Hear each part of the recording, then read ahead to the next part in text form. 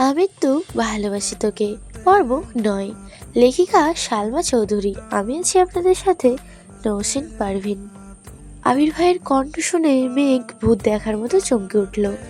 মেঘের কান্নার তীব্রতা এতটাই বেড়ে গিয়েছিল যে ছাদের কর্নার থেকে আবির ভাই শুনতে পেয়ে ছুটে এসেছে। অতিরিক্ত কান্নায় মেঘের শরীর কাঁপছে। জোর করে কান্না থামিয়েছে, এখনো নাক টানছে আর জোরে জোরে শ্বাস ছাড়ছে। আবির ভাই গম্ভীর স্বরে পুনরায় বলল, কথা বলছিস না কেন? এত রাতে এখানে কি করছিস? মেঘ এবার কিছুটা স্বাভাবিক হয়ে ছাদের ফ্লোরের দিকে তাকিয়ে ধীরস্থির কণ্ঠে উত্তর দিল, এমনই এসেছিলাম। আবির ভাইয়ের শরীর ঝুঁকে এলো। মেঘ তখনও ছাদের ফ্লোরে বসা। চাঁদের আলোতে স্পষ্ট বোঝা যাচ্ছিল মেঘের অভিব্যক্তি। চিবুক নিভিয়েছে গলায়, হাত পা কাঁপছে, ভয় আর কান্নার প্রতিক্রিয়া দুটাই অনুভব করতেছে। আবির ভাই আচমকা মেঘের বাহুতে ধরল, একটানে দাঁড় করালো মেঘকে। মেঘের শরীরে কম্পন তীব্র হলো, হৃৎপিণ্ডে ধূপধাপ বেড়ে যাচ্ছে সহসা। চোখ তুলে তাকাতে পারছে না। আবির তীক্ষ্ণ দৃষ্টিতে তাকালো মেঘের দিকে, রাগে কটমট করতে করতে বলল, তুই কাঁদছিস কেন? মেঘ উত্তর খুঁজে পাচ্ছে না। কিভাবে বলবে আবির ভাইয়ের সিগারেট খাওয়াই তার অন্য মেয়েকে উদ্দেশ্য করে গান গাওয়াতে তার ভেতর থেকে এমনিতেই কান্না আসছে। মেঘ মাথা নিচু করে চুপ করে রইল। আবির ভাই দীর্ঘশ্বাস ফেললেন, কিছুটা স্বাভাবিক কণ্ঠে বললেন, তুই কি সবসময় রাত বিরাতে ছাদে আসিস? মেঘ তৎক্ষণাৎ বিদ্যুৎ বেগে ততক্ষণ মাথা নাড়ালো, নাবোধক সম্মতি জানালো। তারপর আস্তে আস্তে বলল, এই জীবনে কোনোদিন সন্ধ্যার পর ছাদে উঠিনি আমি। আবির ভাই উদ্বিগ্ন কণ্ঠে শুধালো, তাহলে আজ আসলি কেন? মেঘ নিস্তব্ধ, নীরব, কিছু বলার সাধ্য নেই বলে দীর্ঘশ্বাস ফেলল মেয়েটা। এত রাতে ছাদের আসার কোনো অজুহাতও খুঁজে পেল না অষ্টাদর্শী। আবির ভাই কয়েক পা এগিয়ে মেঘের অনেকটা ঘনিষ্ঠ হয়ে দাঁড়ালো। আবির ভাইকে এত কাছাকাছি দেখে নিঃশ্বাস বন্ধ হওয়ার হাল হলো মেঘের। আবির ভাইয়ের গায়ের গন্ধে মাতাল হওয়ার অবস্থা। ভয়ঙ্কর পরিস্থিতি থেকে নিজেকে বাঁচাতে দু কদম পিছিয়ে গেল মেঘ, কিন্তু পিছনে আর জায়গা নেই। দরজার পাশের পিলারে ফিট ঠেকল মেঘের। থরথর করে কাঁপছে অষ্টাদশীর ছোট্ট দেহটা, পায়ের পাতা শিরশির করছে। সরে যেতে চাইলেও সামনে থেকে আচমকা আবির ভাই দু হাতে পিলারের দুপাশ চেপে ধরল। কিছুটা ঝুঁকে মুখোমুখি হলো মেঘের। আবির ভাইয়ের উষ্ণ শ্বাস, তীব্র দৃষ্টি মেঘকে নাজেহাল করে দিচ্ছে। মানসিক টানাপোড়েন পড়ে গেল অষ্টাদশী। মেঘের মনে হচ্ছে বুকের মধ্যে আজ কয়েকজন একসাথে নৃত্য করছে, যার শব্দ বাহির থেকে শোনা যাচ্ছে। শরীর ঘামতে শুরু করেছে। আবির ভাই হঠাৎই শীতল কণ্ঠে বললেন, এত বছর তো খুব পালাই বেরিয়েছিস, এখন দেখবো কতটা পালাতে পারিস তুই। আবির ভাইয়ের ঠান্ডা হুমকিতে কেঁপে উঠল অষ্টাদশী। এই কথা শুধুমাত্র মেঘের শরীরে হাই ভোল্টেজের ঝাঁকুনি দিল। মেঘের বক্ষস্পন্দন জোরালো হলো। আবির ভাই সরু নেত্রে তাকিয়ে আছে অষ্টাদশীর পানে। হয়তো মেঘের টালমাটাল অবস্থা বুঝতে পেরে সরে গেল সামনে থেকে। পুনরায় শক্ত করে বলল, রুমে যা। আবির সরে যাওয়াতে স্বস্তি পেল মেঘ। দীর্ঘশ্বাস ফেলছে বারবার। কয়েক মুহূর্ত পর সিঁড়ির দিকে নামতে গেল, অন্ধকার সিঁড়ি। পিছন ফিরে তাকিয়ে বুকে সাহস নিয়ে ডাকলো, আবির ভাই। আবির ভাই উল্টো দিকে ফিরেছিল। ডাক শুনে ঘুরে তাকালো। মেঘ ভয়ে ভয়ে বলল, আমাকে একটু রুম পর্যন্ত দিয়ে আসবেন প্লিজ? আবির বিস্ময় কণ্ঠে বলল, কেন, হাঁটতে পারছিস না? মেঘ মাথা নিচু করে আস্তে ধীরে বলল, ভয় লাগছে। কেন? তানারা যদি আমায় ধরে ফেলে? আবির ভাই কয়েক সেকেন্ড থেমে সশব্দে হেসে উঠল। আবির ভাই মেঘের কথায় হাসছে ভাবতে খুশি লাগছে মেঘের। আবির ভাইয়ের হাসির শব্দে মেঘ অবাক হয়ে তাকালো আবির ভাইয়ের দিকে। ততক্ষণে আবির ভাইয়ের হাসি গায়েব। এবার আবির ভাই ঠাট্টা স্বরে শুধালো, তা তুই ছাদে আসার সময় কি তানারা বেড়াতে গিয়েছিল? আবির ভাইয়ের এমন কথায় আহাম্মকের মতো তাকিয়ে আছে মেঘ। আবির ভাই সহসা বলে উঠল, তুই যা, আমি পিছনে আছি। মেঘ আর কিছু বলার সাহস পেল না। অবশ্যই বলবেই বা কি। দুটা সিঁড়ি নামতেই হঠাৎ কি ভেবে থমকে দাঁড়ালো মেঘ। আবির ভাই নিরুদ্বেগ কণ্ঠে শুধালো, আবার কি হলো? মেঘ দুবার জোরে জোরে শ্বাস ছাড়লো। মনে তীব্র সাহস নিয়ে পিছন ফিরে তাকালো। আবির ভাই ছাদের দরজার পাশে দাঁড়ালো। এমনিতেই 6 ফুট লম্বা, তার উপর মেঘ বেশ কয়েকটা সিঁড়ি নেমে গিয়েছে। এখন আবির ভাইয়ের লম্বা শরীরটা চাঁদের আলোয় সুপারি গাছের মতো মনে হচ্ছে। মেঘ উদ্বিগ্ন কণ্ঠে প্রশ্ন করলো, আবির ভাই আপনি সিগারেট খান কেন? মেঘের কথায় আবির ভাই যেন ছোটখাটো টাস্কি খেলেন। মুহূর্তে গম্ভীর কণ্ঠে বলল, তার জবাবদিহি কি তোকে দিতে হবে? মেঘ এবার কোমল কণ্ঠে বলল, সিগারেট স্বাস্থ্যের জন্য ক্ষতিকারক। আর আমি, এটুকু বলেই থেমে গেল। আবির ভাই এবার কণ্ঠ দ্বিগুণ ভারী করে বলল, আর তুই কি? মেঘ ভয়ে ভয়ে বলল, কিছু না। মেঘ আর থামলো না, সিঁড়ি দিয়ে নামতে ব্যস্ত হলো। মেঘ করিডর হাঁটছে, আবির ভাই পেছনে মোবাইলের ফ্ল্যাশ জ্বালিয়ে সিঁড়ি নিচ পর্যন্ত নামলো। মেঘ আর পিছন ফিরে আবির ভাইকে দেখার সাহস পাচ্ছে না। নিজের রুমের দরজা পর্যন্ত এসে রুমে ঢোকার সময় এক পলক তাকালো আবির ভাইয়ের দিকে। আবির নিচে তাকানো মোবাইল চাপছে। মেঘ রুমে চলে গেল। আবির ভাইয়ের আরও একটি রাত কাটলো নির্ঘুম, নিস্তব্ধ। প্রত্যেক সপ্তাহে ছুটির দিনের আগের রাতে আবির ভাই সারা রাত জেগে থাকে। এটাই তার বহু বছরের অভ্যেস। বিদেশে থাকাকালীনও তাই করত। দেশে এসে প্রতি বৃহস্পতিবার রাত নিজের মতো একাকী কাটায়। হয়তো নিজেকে নিয়ে ভাবে, নিজের স্বপ্ন, ইচ্ছে, ভালোবাসা, প্রিয়জন সব কিছু নিয়েই ভাবে। মেঘ নিজের রুমে শুয়ে ছাদের বিষয়গুলো ভাবছে। আবির ভাইয়ের এত কাছে আসা, আবির ভাইয়ের বলা সেই কথা বারবার মাথায় ঘুরছে। কখন ঘুমিয়েছে নিজেও জানে না। সকাল সকাল খাবার টেবিলে খাবার খাচ্ছে সবাই। শুক্রবার দিন ভালো মন্দ রান্না হয়। মেঘের মনটা আজ খুব ভালো। কেন ভালো নিজেও জানে না, তবে আবির ভাইয়ের প্রতি ভয়টা কিছুটা শিথিল হয়েছে। খাবার টেবিলে আবির ভাই নেই। মনটা কিছুটা খারাপ হলেও কিন্তু তেমন কিছু পাত্তা দেয়নি। নিজের মতো খেয়ে পড়তে বসেছে। প্রতি শুক্রবারেই প্রাইভেট 1 ঘন্টা পরীক্ষা থাকে। এক সপ্তাহে যা পড়ায় তার উপর পরীক্ষা থাকে। 3টা থেকে 4টা পর্যন্ত পরীক্ষা। অন্যদিকে তানভীর ব্যস্ত হয়ে পড়েছে রাজনীতি নিয়ে। সামনে এমপি নির্বাচন, তাদের প্রিয় নেতা মনোনয়ন করেছেন। সবাই মিটিং মিছিলে ব্যস্ত। জনসমর্থন যাচাই করে মনোনয়ন দেওয়া হবে। তানভীরদের এখন সব এলাকায় যেতে হচ্ছে। জনগণের সুবিধা অসুবিধা শুনছে, লিস্ট করছে। এমপি নির্বাচনের কয়েক মাস পরেই হবে সভাপতি নির্বাচন। তানভীরের টার্গেট সভাপতি হওয়া, তাই তাকে আরও বেশি অ্যাক্টিভ থাকতে হচ্ছে। 2:30টা নাগাদ মেঘ বেরিয়েছে পরীক্ষা দিতে। আজ একটু আগেই চলে এসেছে। পরীক্ষা শুরু হতে এখনও 10 মিনিট বাকি, তাই বন্যা আর মেঘ গল্প করছে। বন্যা, কিরে তোর হিটলার ভাইয়ের কি খবর রে? কিছু তো আর বললি না। ছবি দেখাবি বলেছিলি, তাও দেখালি না। সত্যি সত্যি মন থেকে বের করে দিয়েছিস? মেঘ, মুখে যা বলি তার সবটাই কি পারি? এত চেষ্টা করেও তো পারলাম না মন থেকে তাড়ানোর। গত রাতে থাকতে না পেরে গিয়েছিলাম ওনাকে দেখতে। একটা বাঁশ যে খাইছি।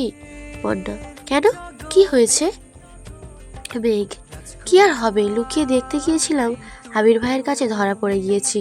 বন্যা, ব্যাটার চোখ আছে, তাহলে ভালো হয়েছে। গেলি কেন তুই? মেঘ মনে মনে ভাবছে, এখন যদি বন্যাকে বলি আবির ভাইয়ের জন্য কান্না করছি, তাহলে বন্যা তো আমায় এখানেই বালি চাপা দিয়ে দিবে। বন্যা আর মেঘের একটার সিদ্ধান্ত, ভার্সিটি ভর্তি আগে কোনো প্রকার প্রেম, বন্ধুত্ব, ক্রাশ কিছুই খাওয়া যাবে না। কোচিনে নতুন কারোর সাথে কথা বলে না। মেঘ আগে আসলে বন্যার জন্য সিট রাখে। বন্যা আগে আসলে মেঘের জন্য সিট রাখে। বিষয়টা অনেকটা হাই স্কুল জীবনের মতো।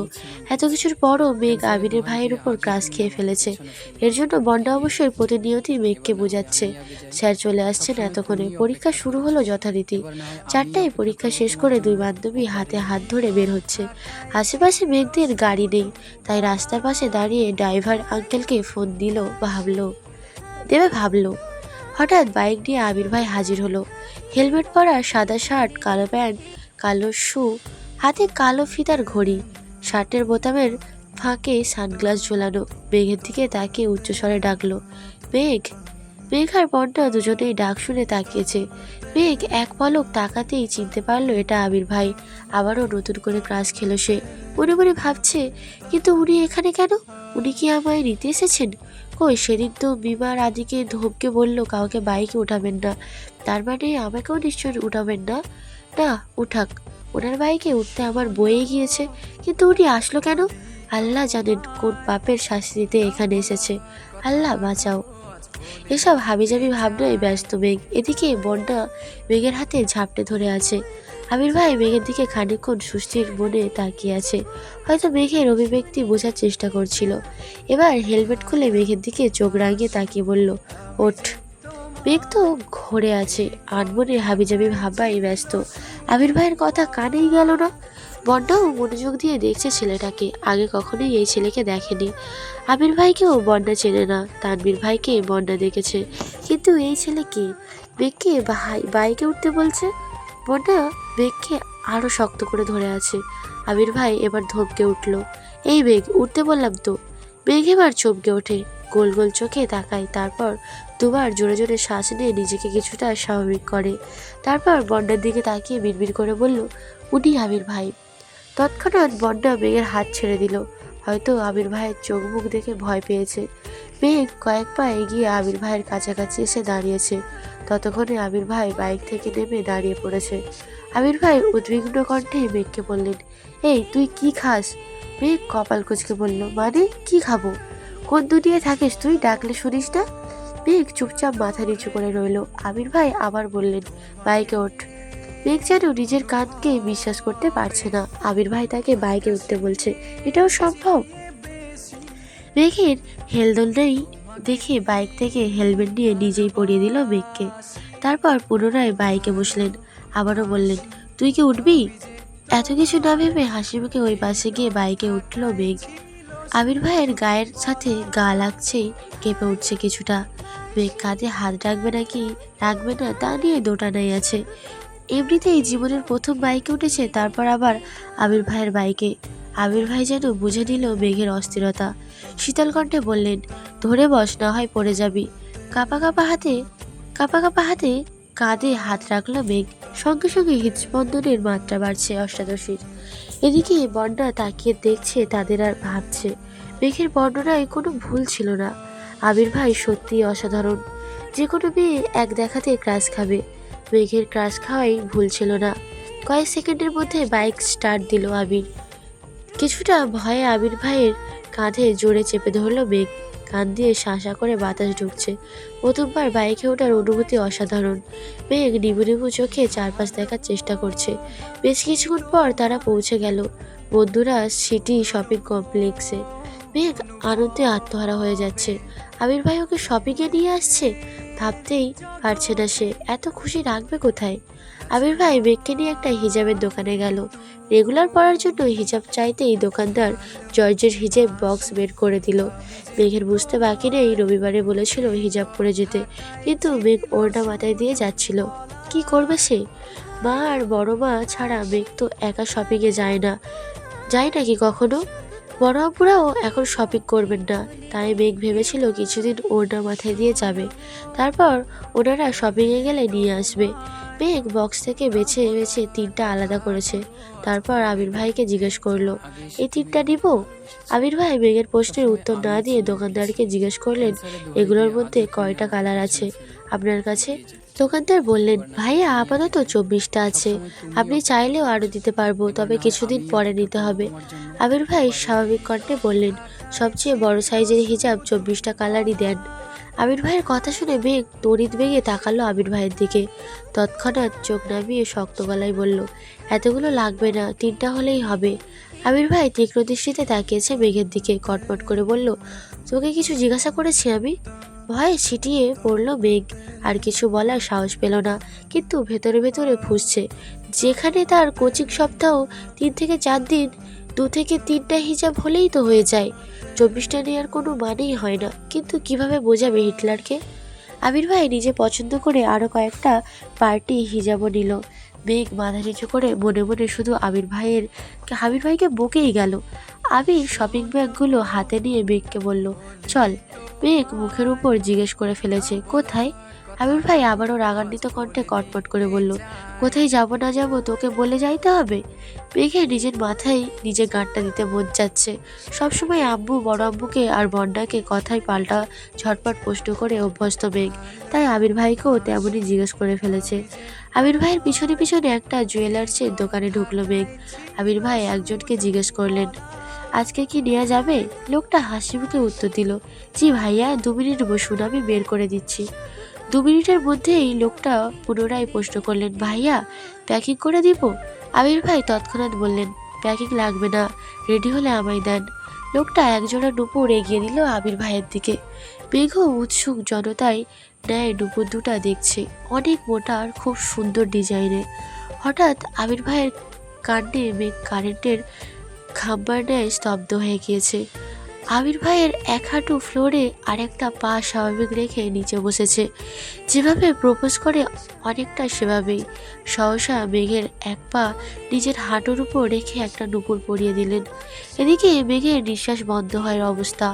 হৃৎপিণ্ড কম্পনের তীব্রতা বুঝতে পেরে মনে হচ্ছে এই যাত্রায় আর বাঁচবে না। আবির ভাইকে না করার শক্তিটুকুও পাচ্ছে না।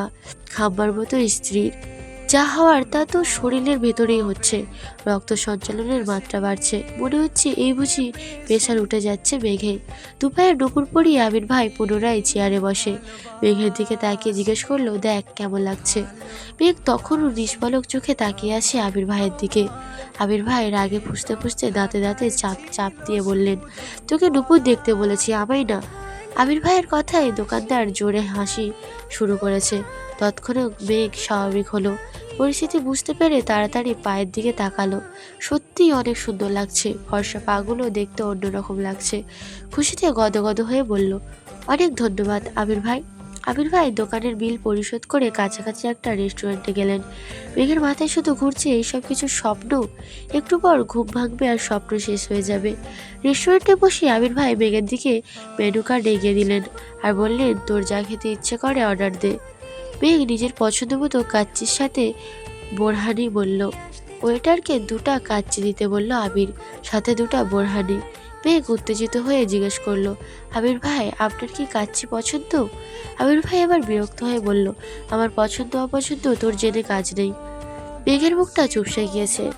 খাবার আসার দুজন চুপচাপ খাবার খেলো। মেঘ অবশ্যই কয়েকবার চোখ তুলে তুলে আবির ভাইকে দেখছিল, কিন্তু আবির ভাইয়ের সেদিকে কোনো ভ্রুক্ষেপ নেই। সব কাজ শেষ করে আবির ভাইকে উঠতে যাবে তখন মেঘ আবির ভাইকে ডাকলো, আবির ভাই। হু, না কিছু না। আবির ভাই এবার সত্যি সত্যি রাগলেন, কিন্তু কণ্ঠ 3 গুণ ভারী হলো। রাগান্বিত স্বরে বলে উঠলেন, তোকে হিজাব আর নুপুর দিয়েছি বলে খুশিতে বেশি লাফাস না। মাথায় ওড়না দিয়ে বউয়ের মতো চলাফেরা যাবে না, বলতে পারিস সেজন্যই হিজাব দিয়েছি। আর তুই সারাক্ষণ টুই টুই করে কোথায় ঘুরিস তা তোর নুপুরের শব্দে বুঝতে পারবো। এতে তোকে শাস্তি দিতে সুবিধা হবে। মেঘ আহাম্মক বনে গেল। কি না কি ভাবছিল সে। আবির ভাই ভালোবেসে গিফট দিচ্ছে, আহা সে কি অনুভূতি। সেই অনুভূতিতে এক বালতি পানি ঢেলে দিল আবির ভাই। আবির ভাইয়ের কণ্ঠ খাদে নামিয়ে বললেন, ওঠ। মেঘ ভয়ে ভয়ে চুপচাপ পিছনে উঠল। এবার আর আবির ভাইয়ের ধরে বসবে না ঠিক করলো। আবির ভাই ধমকে উঠলেন, এক কথা তোকে কতবার বলতে হবে মেঘ, ধরে বস, না হয় রাস্তায় ফেলে চলে যাব। মেঘের ছোট দেহ কম্পিত হয়, সহসা চেপে ধরে আবির ভাইয়ের কাঁধ। আবির ভাইয়ের অভিব্যক্তি বোঝা গেল না। বাসার সামনে পর্যন্ত আসলো, কিন্তু কেউ কোনো কথা বলল না। বাসার সামনে বাইক থামিয়ে বলল, বাসায় যা। মেঘ বাইক থেকে নেমে আবির ভাইয়ের দিকে তাকিয়ে জিজ্ঞেস করলো, আপনি যাবেন না? না। কোথায় যাবেন? আবির বিরক্তি নিয়ে বললেন, তুই কে যে তোকে আবার বলে যাইতে হবে কোথায় যাব না যাব? আর একবার আমার মুখের ওপর প্রশ্ন করবি সঙ্গে সঙ্গে থাপ্পড় দিব। মেঘের মুখটা চুপসে গিয়েছে, চিবুক নামিয়েছে গলায়, পাতলা ওষ্ঠে বিড়বিড় করে বলল, হিটলার একটা। আবির সরি, এখানে হাসি পেয়ে গেল আর কি। আবির ভাই তৎক্ষণাৎ জবাব, আমি হিটলার হলে তুই কি? আবির ভাই শুনে ফেলেছে, আতঙ্কে উঠল মেঘ। আবির ভাইয়ের দিকে তাকানোর সাহস হলো না, থাপ্পড়ের ভয়ে ছুটে পালালো বাড়ির ভিতর। আবির ভাই নিষ্পলক চোখে তাকিয়ে আছে অষ্টাদশীর পায়ের দিকে। নুপুরের ঝনঝন শব্দও কানে লাগছে। আকস্মাৎ আবির ভাইয়ের ঠোঁটের কোণে এক চিলতে হাসির ঝলক দেখা গেল।